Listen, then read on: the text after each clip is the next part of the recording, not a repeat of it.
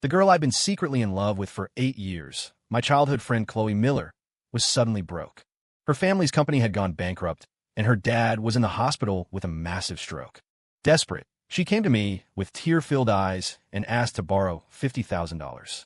In a moment of sheer idiocy, I half-joked, "Sure, I can lend you the money. But my parents are pretty strict about this stuff. So, what if you had a baby for me? We could call the 50 grand a wedding gift." I didn't even finish the sentence before she slapped me across the face and called me an asshole. What she didn't know was that I had been waiting 8 years to say something that stupid. What I never expected was that 3 days later, she'd show up with her birth certificate and say, "Jackson, I'll have the baby. Give me the 50,000. Now, Jax, could you lend me some money?" In the coffee shop, Khloe kept her head down, her voice barely a whisper. Her eyes, usually so bright and full of life, were laced with red veins. The knuckles of the hand clutching her jacket were white from strain. My heart tightened. I'd known Khloe for 18 years and been her best friend for 8 of them, but I had never seen her like this, so humbled and broken. She had always been the proud one, the vibrant one, the girl who was like a miniature sun. "What's wrong?" I tried to keep my voice steady. "My dad. His company went bankrupt. Then he had a stroke. He's in a hospital now, and he needs money for surgery fast." As she spoke, tears started falling like broken strings of pearls. "The doctor said it's $50,000. My family, we can't even come up with a dime right now. Jackson, I know this is sudden, but you're the only person I could think of. $50,000. For me, it wasn't a huge amount. Hell, if she'd asked for 500,000, I wouldn't have blinked an eye. But I couldn't just give it to her that easily. Knowing her personality, that money would become a stone crushing her for the rest of her life.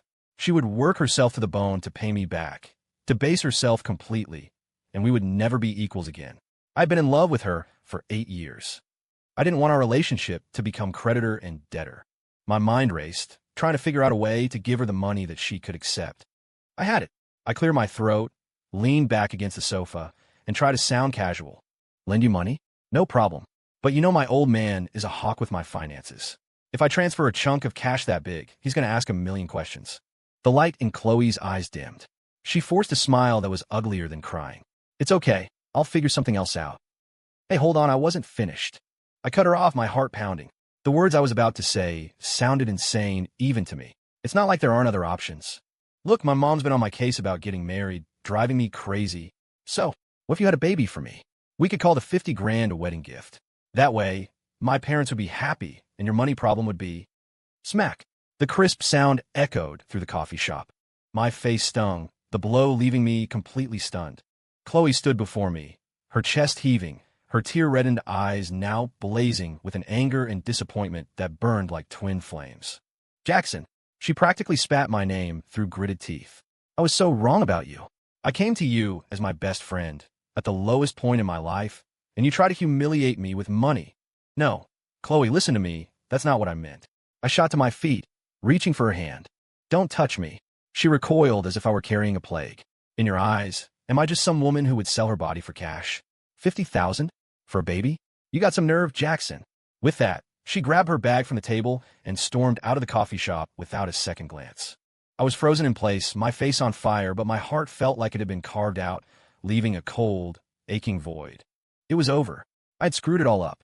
I was just trying to find a clumsy way to give her an out, a reason to accept the money that wouldn't destroy her pride. I was thinking we could sign a fake contract, put on a show, and once her family was back on their feet, I'd find some reason for us to amicably part ways. But my stupid mouth had to pick the most idiotic, most easily misunderstood way to say it. I ran out of the coffee shop, but the street was already a blur of traffic. There was no sign of Khloe. I pulled out my phone, my hands shaking as I dialed her number. All I got was the cold, automated voice. "The number you have dialed is currently busy." Once, twice, 3 times. Same result. I got it. She blocked me. I slumped onto the curb like a dog abandoned by its owner. People walked past without a single glance. 8 years of secret love, of careful friendship, of silent devotion, all shattered by my own hands in a matter of minutes. I slapped myself across the face harder than she had. "Jackson, you are the world's biggest idiot." Back in my apartment, I threw myself on the couch, my mind a tangled mess. Khloe's dad was in a hospital bed waiting for money that could save his life, and I had just chased her away. Where'd she go now? Who else could she ask for help? I ran my hands through my hair in frustration, feeling powerless for the first time in my life. My phone rang, and for a second, I thought it was Khloe. I snatched it up, but the name on the screen was Savannah Vance. The flicker of hope died instantly, and I swiped to answer with a grunt. Hello. Jax, where are you? I heard about what happened to Khloe's family. Is she okay? Savannah's voice was as gentle as ever, but right now, I didn't want to hear a word of it. Savannah was the daughter of my dad's business partner. We'd grown up together, and to everyone else, we were the perfect match. But I had only ever seen her as a little sister.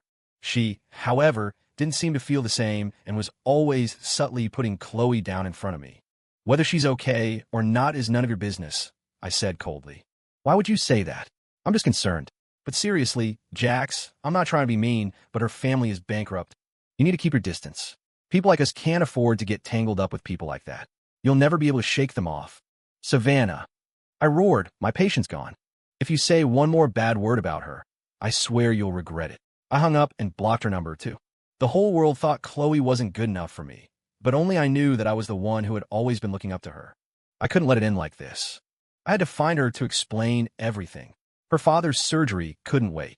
I shot up from the couch, grabbed my car keys, and bolted out the door. I knew where she might go. The old neighborhood where we grew up, the place that held all our memories.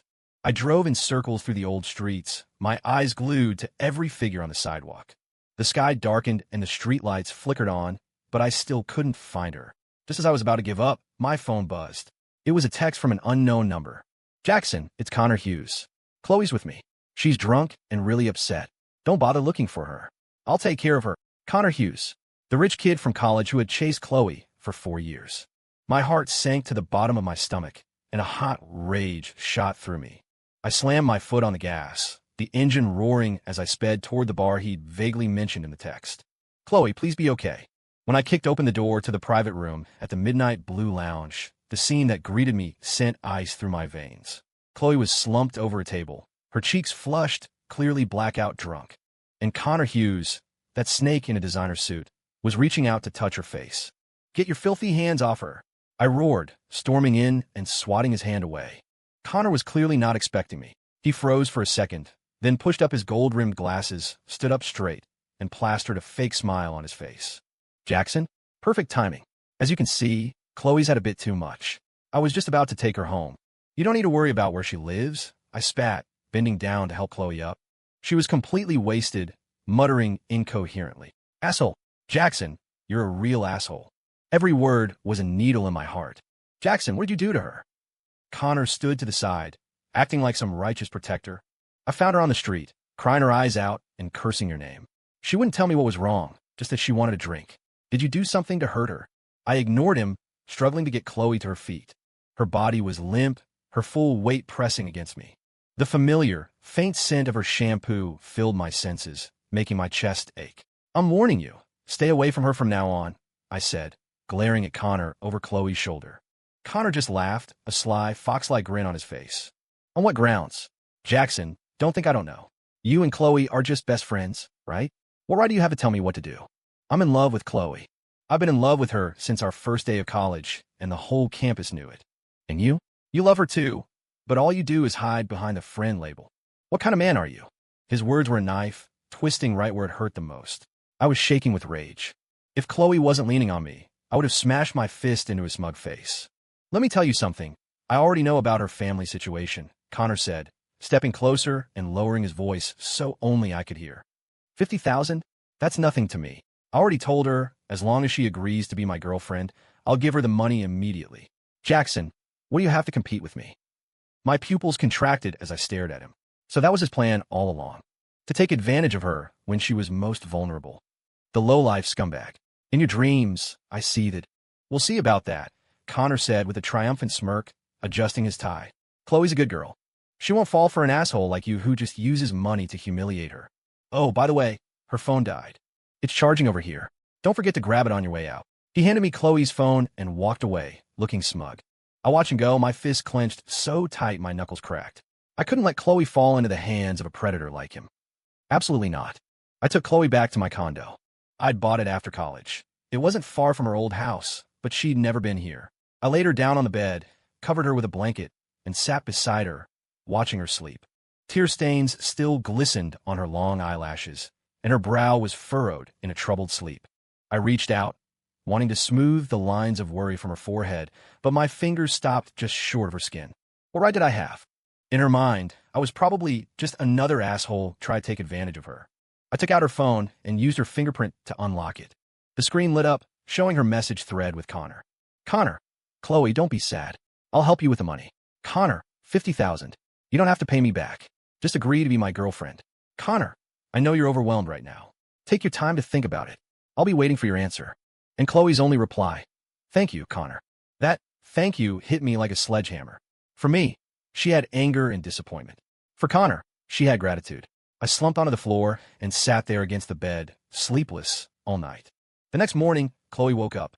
The hangover left her with a splitting headache. She sat up, rubbing her temples, and looked around the unfamiliar room in confusion. Then she saw me on the sofa, and her eyes instantly turned cold and wary. How'd I get here? You were drunk last night. I brought you back. My voice was hoarse from lack of sleep. She lifted the covers, checked her clothes, which were untouched, and seemed to breathe a sigh of relief. That small gesture stung me all over again. Thanks. As for my dad's medical bills, I'll figure out myself. You don't need to worry about it. She got up, her tone as distant as if she were talking to a stranger. As for yesterday, let's just pretend I never said anything. We probably shouldn't see each other anymore. Khloe, I shot to my feet, blocking her path. You can't go to Connor. He's not a good person. Whether he is or not has nothing to do with you. Khloe scoffed. At least he wouldn't make a disgusting proposition about me having his baby when I'm at my lowest. Jackson, I must have been blind to ever consider you my best friend. I was just talking nonsense. I didn't want you to feel pressured. I explained desperately. I was going to give you the 50,000 anyway. I was just afraid you wouldn't take it, so I... Enough, she cut me off. Stop talking. In the end, it all comes down to this. In your eyes, my dignity and our friendship are only worth $50,000, right? Jackson, just go. I don't want to see you again. She was kicking me out. From her own house. No, this wasn't her house. It was my condo. But in that moment, I felt like a clown being swept out the door. My heart hit rock bottom. I knew that nothing I said right now would get through to her. I had to find another way. A way that she would accept, and that would shut down any ideas Connor had for good. Fine, I'll go, I said, taking a deep breath and turning toward the door. I paused with my hand on the knob, without looking back. Khloe, give me 3 days. In 3 days, I'll give you a solution. Until then, don't agree to anything Connor says. I'm begging you. With that, I opened the door and left. I didn't go home. I drove straight to the office. My dad's company, where I'd been working as a junior department manager since graduation. I stormed right into the CEO's office. Dad, I need a 5-year advance on my dividends. My dad, who was reading a document through his glasses, looked up at me, surprised. What do you need that much money for? Isn't your salary enough? It's an emergency. It's for the Miller girl, isn't it? He said, hitting the nail right on the head. I froze. I hadn't told him anything. Don't think I don't know what's going on, he said, taking off his glasses and rubbing the bridge of his nose. The news about the Miller family is all over our social circles. I'm not against you helping her. But, Jackson, you need to think carefully. In what capacity are you helping her? As a friend? Or something else? I said nothing. It's better to teach a man to fish than to give him a fish, my dad said, getting up and putting a hand on my shoulder. Just giving her cash is the stupidest way to do it. You can help her once, but you can't help her forever. And you'll trample all over that girl's pride in the process. Think about it. My dad's words were a wake-up call. He was right. Just giving her money was a temporary fix, not a solution. It would completely unbalance our relationship. I needed a foolproof plan. A plan that would solve her family's crisis, allow her to accept the help with dignity, and make guys like Connor back off for good. For the next 2 days, I locked myself in my office, researching countless options and consulting with the company's legal team. Finally, a bold, even crazy plan began to form in my mind. This plan might make her hate me even more, but it was the only way I could think of to protect her. On the 3rd day, with a drafted contract in hand, I drove to Khloe's apartment building. I sent her a text. I'm downstairs. Come down. I'll give you the 50,000. When Khloe came down, the red in her eyes was even worse than 3 days ago. She was wearing a faded t-shirt, her face as pale and fragile as paper, as if all the life had been drained out of her. When she saw me, there was no anger in her eyes, only a dead, numb emptiness. Where's the money? She asked, her voice raspy. My heart ached for her, but I had to keep my expression neutral. I picked up a manila envelope from the passenger seat and held it out to her. She didn't take it. She just looked at me, a trace of mockery in her eyes. What are the conditions? Get in the car. She hesitated, then opened the door and sat down. I placed the envelope on the center console between us, then pulled out another document. There's $50,000 in cash in here, I said, pointing to the envelope. And this is our prenuptial agreement. What? Khloe's head snapped toward me, her eyes wide with disbelief. Jackson, are you insane? I'm not insane, I said, looking her straight in the eye, my words slow and clear. Khloe, we're getting married. A contract marriage. Her lips trembled, and for a moment, she was speechless. I pushed the contract I had spent 2 sleepless nights drafting toward her. Read it carefully. 1. We legally register our marriage, which will last for 1 year. For that year, you will live as my wife. 2. In return, I will pay you $100,000 immediately. $50,000 for your father's surgery, and the other $50,000 for your living expenses and to help your family get back on their feet. 3. During this year, we will have separate rooms and will not interfere in each other's private lives. I won't touch you, and you can't interfere with my social life. For publicly, we must act like a loving couple, especially in front of my family. 5. After 1 year, we will get divorced immediately, and I will give you another payment as compensation. After the divorce, we go our separate ways. With every point I listed, the color drained further from Khloe's face. When I finished, she looked like she had just heard the world's cruelest joke. She started to laugh, a broken sound that quickly turned into tears. Jackson, what the hell do you want from me? Is this fun for you? First, it's having a baby. Now it's a fake marriage? Does it give you some kind of thrill to grind my dignity into the dirt? This isn't about humiliation. This is a transaction, I said, my voice as cold as ice. Khloe, you need money. I need a wife to get my parents off my back. We both get what we need. It's a fair deal. I paused, then continued. Connor's been in touch, hasn't he? Did he tell you he'd give you $50,000 if you became his girlfriend? Khloe, believe me, if you say yes, he'll make you his girlfriend today and have you in his bed by tomorrow. And when he gets bored of you, what do you think will happen then? You'll be left with nothing. How would you face your parents? You think I don't know what kind of guy he is? How many girlfriends did he go through in college? Which one of them didn't he play with and then dump? Going to him would be the real humiliation. My words were like daggers, and Khloe trembled. Of course, she knew Connor was no good, but she was desperate. Marry me, and you'll be Mrs. Hayes, my legal and proper wife. No one will dare look down on you or mess with you. Connor wouldn't have the guts to harass a married woman. After a year, we part ways amicably. You'll have the money to start over, to go wherever you want. In this deal, you can't lose. I looked at her, my tone softening. Your dad's surgery can't wait any longer. That last sentence was the final straw. Khloe's shoulders slumped. All the fight and anger drained out of her, replaced by an endless exhaustion and despair. She was silent for a long, long time, so long I thought she was going to storm out of the car. Finally, she picked up the agreement and said, in a voice of utter self-abandonment, "Fine, I'll sign." My heart was torn between the thrill of getting what I wanted and the pain of having forced her into this corner. Did you bring your birth certificate? I asked. She took it out of her bag and slapped it on the center console. Let's go. Right now. At the city clerk's office, the bright red backdrop of the photo seared my eyes. The clerk went through the motions. Do you both enter into this marriage voluntarily? I looked at Khloe beside me. Her face was blank, her eyes empty. I clenched my fists and answered for both of us. Yes, we do. When 2 new, crimson marriage certificates were placed in our hands, I felt like I was in a dream. The day I had waited 8 years for had finally arrived, but in the most twisted way imaginable. The car ride was suffocatingly silent. Khloe held the certificate, turning it over and over as if trying to find some hidden meaning in it. Jackson, she said suddenly. What? Were we now? Legally, husband and wife. According to the contract, business partners. I started the car. She laughed at herself. Business partners, right? I'll remember that. I drove to the bank and, with her watching, withdrew $50,000 in cash, stuffed it into the manila envelope, and then transferred another $50,000 to her account. The pin is your birthday, I said. She stared at the deposit notification on her phone, her expression complex. In the end, all she said was, "Thank you. It's part of the deal," I reminded her deliberately. I drove her home. Before she got out, I stopped her. "Tomorrow, move into my place." She stiffened and looked back at me. The agreement didn't say we had to live together. The agreement said we have to act like a loving couple, I said, enunciating every word. How are we supposed to do that if we don't live together? My parents could show up for a surprise visit anytime. Khloe, you signed the contract. You need to honor it. She bit her lip and didn't argue further. She took the heavy envelope of cash and walked into her building without looking back. Watching her go, I leaned my head against the steering wheel, a storm of emotions churning inside me. You did it, Jackson. You used the lowest trick in the book to tie her to you. But are you happy? I didn't know. All I knew was that from this day forward, Khloe, the girl I had loved for 8 years, was my wife. Even if it was only for a year, even if it was all fake, I would take it. When Khloe moved into my condo, she brought only a single suitcase. My 2,000 square foot apartment suddenly felt a little more like a home, even if the warmth was cold and forced. You can take the master bedroom.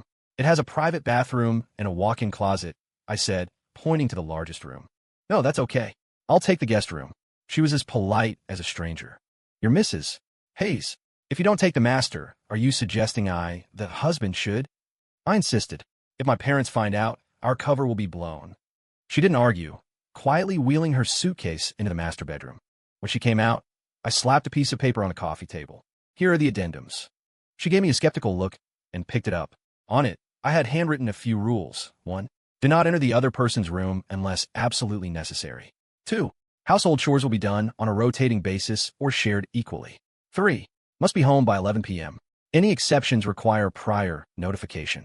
4. No bringing guests of the opposite sex home overnight. She read down the list, and by the end, she let out a small laugh. Jackson, have you been watching too many rom-coms? What is this, house rules? It was the first time she had smiled at me since becoming my wife. Even though it was a mocking smile, my heart still skipped a beat. This is to avoid any unnecessary trouble, I said, keeping a straight face. Right? Partners, she said. She picked up a pen, signed her name at the bottom, and then looked at me. Now it's my turn to add a few things.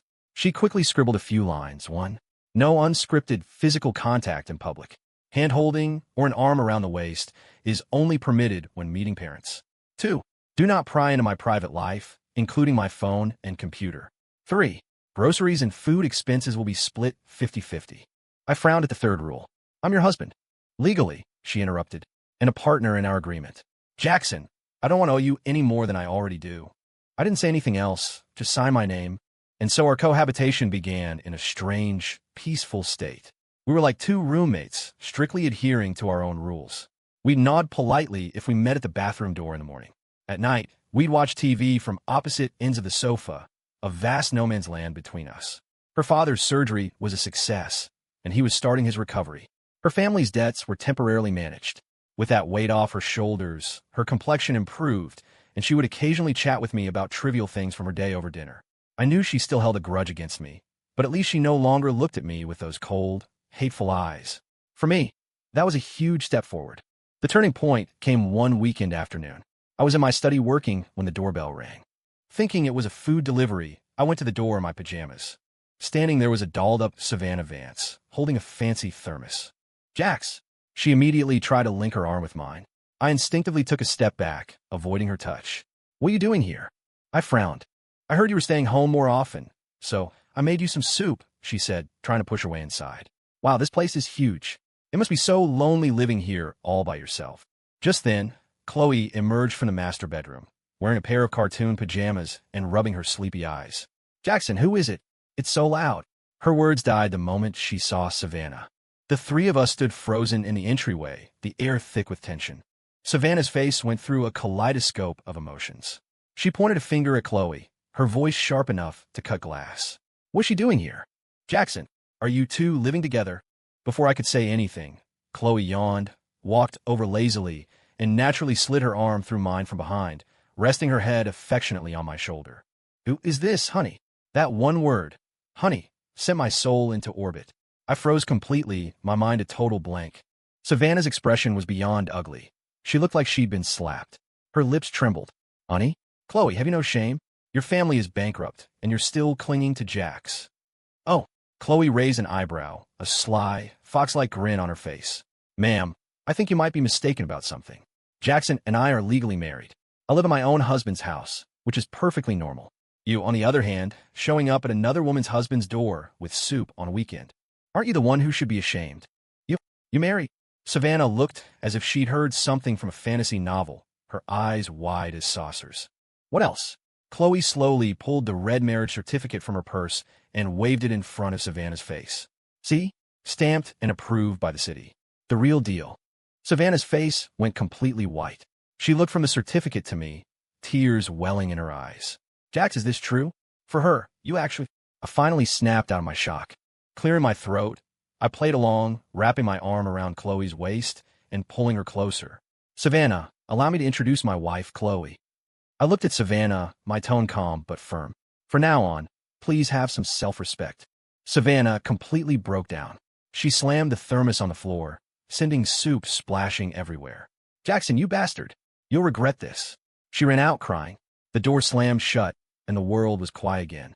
I looked down at Khloe in my arms, and she was looking up at me. We were so close, I could feel her breath on my face. My heart went into overdrive. She seemed to realize how intimate our pose was.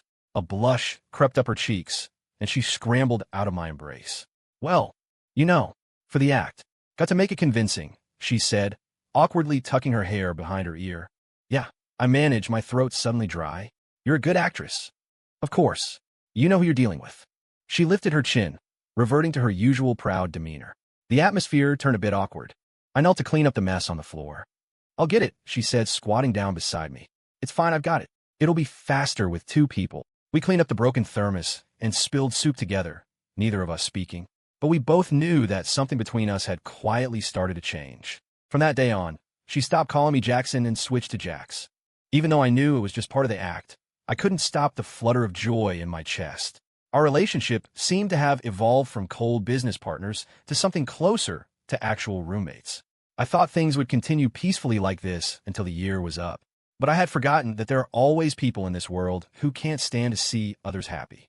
My father's 60th birthday party became the first major trial for our contract marriage. The patriarch of the Hayes family was turning 60, and the guest list included every prominent figure in the city.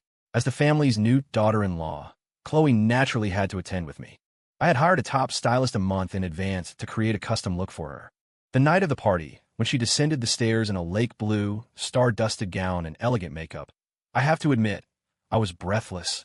She was stunning, like an ethereal fairy, both cool and dazzling. Well, am I embarrassing you, partner? She twirled in front of me, her dress shimmering like water. You look beautiful, I said with sincere admiration. I stepped forward and offered my arm. She hesitated for a moment before placing her hand on my arm. Her hand was cold, and I instinctively tightened my grip. The ballroom was filled with guests, a sea of tuxedos and gowns. The moment we appeared, we became the center of attention. Isn't that the Hayes boy? Who's the girl with him? She's gorgeous. You haven't heard? That's his new wife, the Miller family's daughter. The Millers? Didn't they go bankrupt? Why would the Hayes family agree to that marriage? Who knows? The kid probably insisted. With a face like that, I'm not surprised. The murmurs reached us, and Khloe's face paled slightly. Her hand on my arm tightened. I leaned in and whispered in her ear, "Don't be scared. I'm here." She glanced at me and gave a small nod. My parents saw us and immediately came over, all smiles. My mom took Khloe's hand, looking her up and down with immense satisfaction. "Oh, our Khloe looks so beautiful tonight. Jax, you better keep a close eye on your wife." "I will, Mom," I replied with a smile. Khloe also greeted them sweetly as Mom and Dad, maintaining a graceful smile as she navigated the interrogations from various relatives, her performance flawless. Watching her handle the situation with such ease filled me with both pride and a pang of sympathy. I knew she hated these kinds of events. Halfway through the party, I was having a drink with a few of my uncles when I spotted an unwelcome guest out of the corner of my eye. Connor Hughes, dressed in a flashy white suit, he was holding a glass of champagne and making his way toward Khloe, who was standing alone by the dessert table, seemingly lost in thought. My stomach dropped. I immediately set down my glass, excused myself from my uncles, and walked briskly in their direction. "Khloe, fancy seeing you here." As I approached, I heard Connor's sickeningly smooth voice. Khloe frowned the moment she saw him. "Connor, what are you doing here?" "It's Mr. Hayes' birthday. My father, and he go way back, so of course I'm here." Connor's gaze roamed shamelessly over Khloe. "It's only been a few days, but you're looking more beautiful than ever. How is it? Is life as a trophy wife treating you well?" His words were dripping with unconcealed acidity and malice. "That's none of your business," Khloe said coldly. "How is it not my business?" Connor stepped closer, lowering his voice. "I heard you and Jackson have a contract marriage. All for $100,000? Khloe, you're selling yourself short. If you were with me, I'd give you $1 million even 10 million.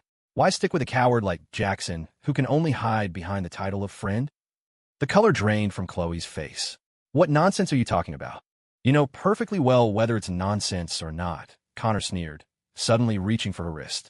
Come with me. Leave this fake place. I can give you anything you want. Let go of me. Khloe struggled. I won't. Khloe, you were supposed to be mine. I said let her go. I lunged forward and slammed my fist into Connor's face. He cried out, stumbling back and crashing into a nearby table. The sound of shattering glasses and plates instantly silenced the entire ballroom. The music stopped. Everyone was staring at us.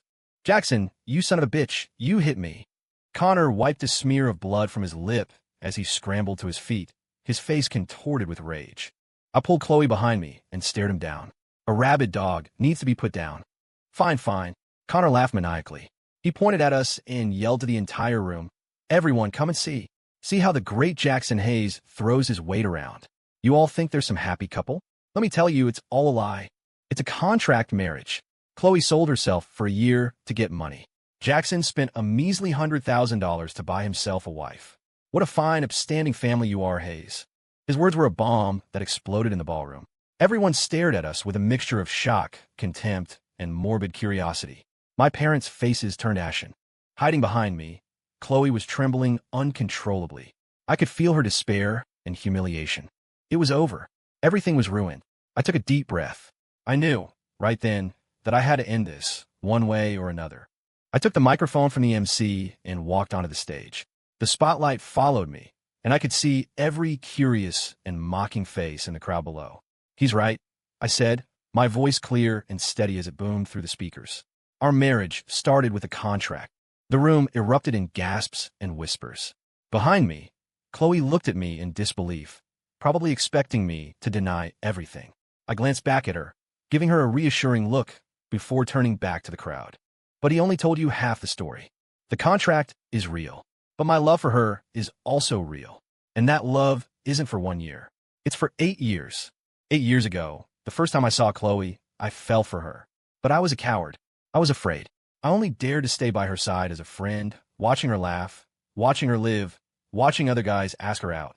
I was sick with jealousy, but I couldn't even bring myself to say I like you.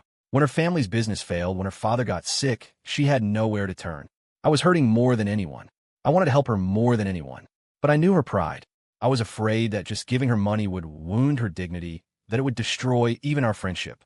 So I used the stupidest, most idiotic method in the world. I proposed a ridiculous deal. I forced her to sign that contract. I forced her to marry me. Not because I looked down on her, not because I wanted to humiliate her with money. It was because I love her so damn much, and I was terrified that if I didn't say something, if I didn't do something, I would lose her for good.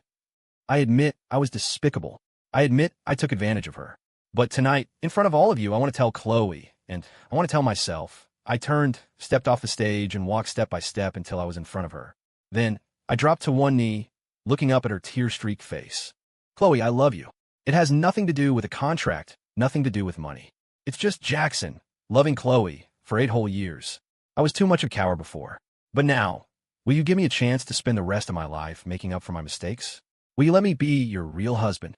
The entire ballroom was silent. Everyone was stunned by the sudden, dramatic turn of events and the heartfelt confession. Khloe covered her mouth, tears falling like a broken necklace. She looked at me, her eyes filled with shock, emotion, hurt, and so many other things I couldn't read. The whole world was waiting for her answer, and I was waiting for my sentence. Time seemed to stop. Khloe just stood there, crying and looking at me, unable to speak. I remained on one knee, my heart hammering against my ribs so hard I thought it would burst out. I held my breath, afraid to miss even the slightest change in her expression. Just then, my mom was the first to react. She hurried over, pulling Khloe into a hug and patting her back gently. It's okay, sweetie, don't cry, don't cry. I know our Jax is an idiot and that he hurt you, but everything he said is true. I've seen it with my own eyes these past 8 years. My dad walked over too.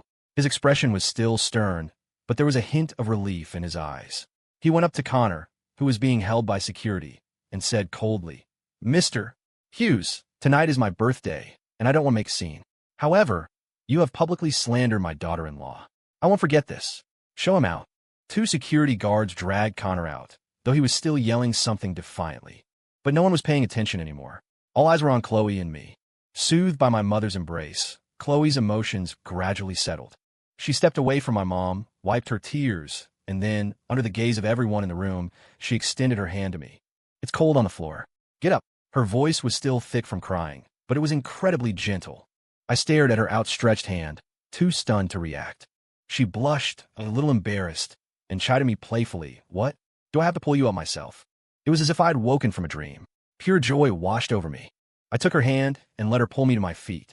Her hand wasn't cold anymore. It was warm, a comforting, grounding warmth. I held it tight, never wanting to let go. The party eventually ended in a surreal atmosphere. The guests left, their heads full of gossip and amazement, their expressions having shifted from contempt to envy and blessing. On the drive home, neither of us spoke. I drove, occasionally glancing over at her in the passenger seat. She was leaning against the window, watching the city lights blur past, lost in thought. It wasn't until I had parked in the underground garage of our building that she turned to look at me seriously. "Jackson, what you said at the party, was it all true?" "Every single word," I said, meeting her gaze without hesitation. "Those 8 years. You—" "Yes," I interrupted, my throat a little tight. "It started in 10th grade. The day you handed me a bottle of water after basketball practice. I was a goner. I told her everything. I told her how I had secretly memorized all her likes and dislikes, what she loved to eat, what she hated, what she was allergic to. I told her how, whenever she was on her period, I'd find a way to have one of the girls in our class give her a cup of hot chocolate, claiming it was paid for by class funds. I told her how I'd studied like a madman to get into the same college as her, transforming from a slacker into a top student. I told her how, whenever another guy confessed his feelings for her, I'd hide in a corner, my heart aching, only to saunter up after she'd rejected them and tease her. "Well, look at our campus queen, breaking hearts again." The more I told her, the more she cried. She was finally realizing that all those moments she had thought were coincidences or just the way things were had been underpinned by my clumsy, profound love. "I'm sorry," she said through her tears. "Jackson, I'm so sorry. I was so oblivious, I never knew. And I treated you so badly.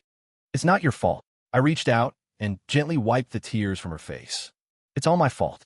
I was too scared. If I just told you sooner, we wouldn't have wasted all this time. Then, that contract." I smiled, reached into my suit jacket, and pulled out the prenuptial agreement we had both signed. Then, right in front of her, I tore it into pieces. "As of now, it's void."